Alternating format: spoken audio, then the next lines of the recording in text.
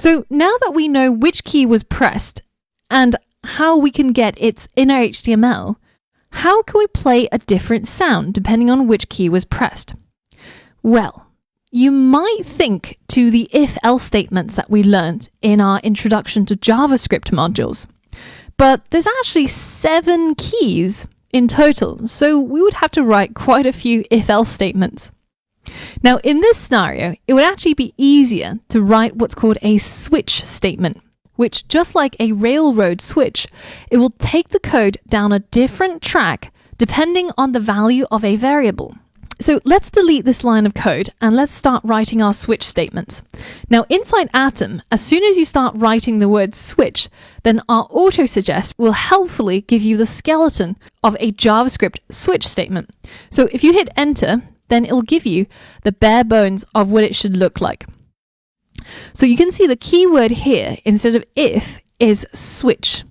And then afterwards, we have a set of parentheses, which includes the expression or the thing that we're going to switch on. And in our case, we're going to switch on the letter that is inside the inner HTML of each of these buttons. So let's create a variable that holds that value. So we'll call it button inner HTML, and we'll set it to equal this. So remember, that's the button that triggered the event, dot inner HTML. So now let's switch the button's inner HTML, and depending on the case, we'll tell it to do something different. So the first case is if that was equal to W. So remember, our first button has an inner HTML of the letter W. So if it was the letter W, then we're going to tell it to play the Tom1 drum. So I'm going to take that code that I commented out and then put it in here so that it will play the first drum. Now, after the first case is done, then there is a break statement, which tells the code to exit the switch statement and continue with the rest of the code. Now, if button HTML didn't happen to be equal to W, then it could be equal to something else. So in that case, we would have to specify the next likely scenario, which is, what if the inner HTML was A, i.e. the second button got clicked?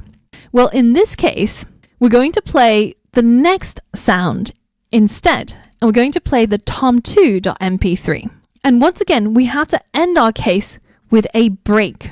So the switch statement looks a little bit weird, because instead of having, say, for example, an open parentheses here and a closing parentheses here, it actually has a colon and a break keyword instead. But just know that it's basically the same thing. Between the colon and the break keyword are all the things we want the website to carry out if the button inner HTML was equal to this particular case. Both are, now in this case, instead of calling both of our sounds audio, we should really give it a different name. So why don't we call our first one the sound that it's going to make, so Tom1, and our second one Tom2, after the sound file that's going to be played. And remember, if you're going to change it here, then you have to change it here as well, so that you know that you're playing Tom1 and you're playing Tom2. Now, I've just gone in and added all of the remaining cases for the key S, D, J, K, and L. So now I've gone in and I've added all of the other remaining cases so that our website knows what to do if the S key was pressed, or the D, or the J, K, L. Now, the final case that we've got is actually the default case. Now, the default is kind of like the else statement at the end of an if. It covers all of the other scenarios that we haven't specified. What if the button inner HTML wasn't WASD, and instead it was something like 1 or comma?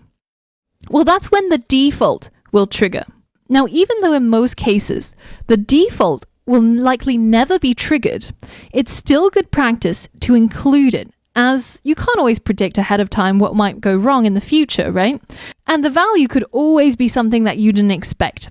So let's just go ahead and add a console log that logs the button inner HTML that triggered the default case. So let's hit save, refresh our website, and you can see now if I click on any of these buttons, you can see that we get a different sound for each button click. That's pretty cool, right? Now, in the next lesson, we're going to dig into keyboard events and see how we can use the keyboard to trigger these sounds instead of having to press on the buttons. So for all of that and more, I'll see you on the next lesson.